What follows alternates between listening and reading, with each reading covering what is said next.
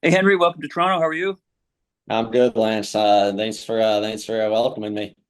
Okay, great. I just wondered if you could start with your first NHL goal coming against Toronto. What do you remember about that? And the second part of the question is more relevant. I guess it would be what you've heard maybe from coach or GM since you were acquired about your future role here. Yeah, no, that's obviously it's a pretty exciting moment. Scoring first NHL goal, especially being in a city like Toronto. It was a pretty bizarre moment. I think the game was kind of out of hand at that point, and we needed someone to go out on the power play. So the power play coach came bombing down the bench and told me to go out and just there's some guys out there that I didn't want to take out of their spot, being I think it was Granlund and Hurdle. So just went in the middle. I think it was Granlund found me and just was able to get a stick on it, and was pretty excited about it. Obviously, it's a tough game for it to come in, but it was a pretty exciting moment. So that was awesome. And then in terms of just getting started in Toronto, no major conversations yet. Obviously, just kind of getting my feet wet, and getting welcomed over these past couple of days. New experience, being traded, for the first time while being an active player pro, and just trying to figure it out. And I'm sure I'll kind of get more information as this week goes on. Next, we'll go to David Alter from the Hockey News. Go ahead, David. Hey Henry, welcome to Toronto. I guess before coming to the like in a game, what did you know about playing in Canada or Toronto like as a franchise before the trade? Yeah, yeah. So I mean, I grew up in the Boston area, so I knew the Boston Toronto rivalry and kind of the history that they've seen in the playoffs, and just knowing kind of how electric of a hockey market it is. I spent a lot of summer tournaments and weekends, from youth hockey up in the Toronto area. So I'm a little familiar with the area, but not too much. So I'm excited to kind of explore it, learn the city, learn the fans, and most importantly, just kind of get rolling with the team, and move forward and hopefully win some games. How about your reaction to when you got moved? Were you expecting it all? Did it come as a complete surprise to you? Yeah, no, it was a total surprise. Was just watching a movie, watching Top Gun, and got a call from Mike Greer, and he broke the news to me. So it was definitely surprising, but when he told me where I was traded, it was definitely a nice it was a nice way for that phone call kind of wrap up, because knowing I was going to a city like Toronto, and just knowing the history and the success that the team has had, over the past couple of years, with obviously the end goal still in sight, and there's more to push for, but it definitely was pretty exciting to know where I was going to end up. Next, we'll go to Nick Barton from the Hockey News. Go ahead, Nick. Hi, Henry. Welcome to Toronto.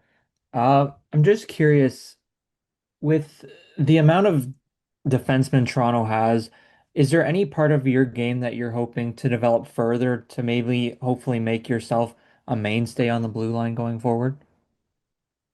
Yeah, I think for me, an aspect of my game that's hasn't really probably shined yet in terms of at the NHL level will be my ability to move the puck. I think that was from my calling card, in junior and college. And I think, playing with San Jose was very fortunate, to get a chance to break in there, and play a bunch of games, and play a lot of minutes. But at times I think it was just a little challenging to, be put in positions to move the puck and get involved. And obviously there's just a lot of defending, which I was able to get some experience with that. But for me, I would say I'm excited to, be a two-way defenseman. I think I'm reliable in most situations on the ice. I think that's one of my best assets, is being versatile, be able to use sort of in special teams and up and down throughout a lineup. So for me, there's a lot that I feel I want to still be able to show and prove.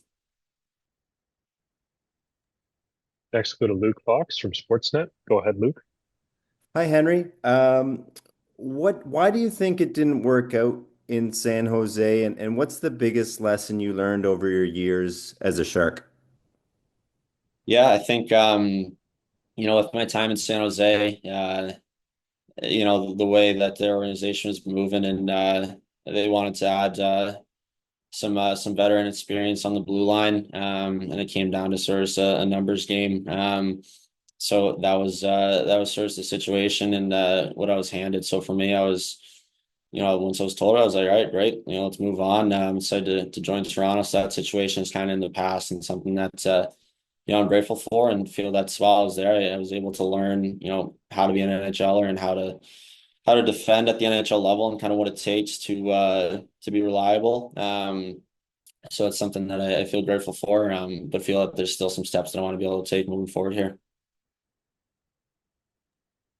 Next, we'll go to Dave Beschuk from the Toronto Star. Go ahead, Dave.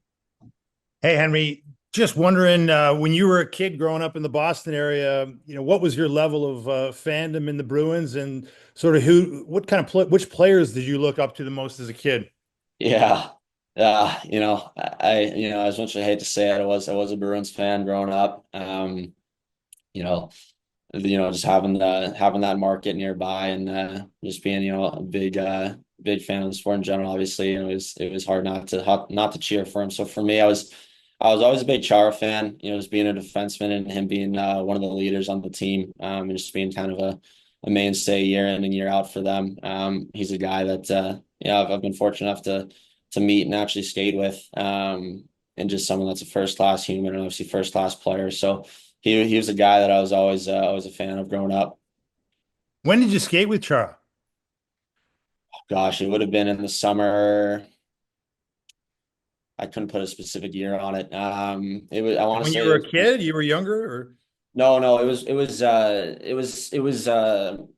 he must have been a free agent, and we were skating during the summer, just running through some drills and stuff. And he actually ran a lot of the drills, which is pretty cool. Just get some defensive work in with him. Thanks very much. We'll take two more here. Well, next up, we'll go back to Lance Hornby, Toronto Sun. Go ahead, Lance.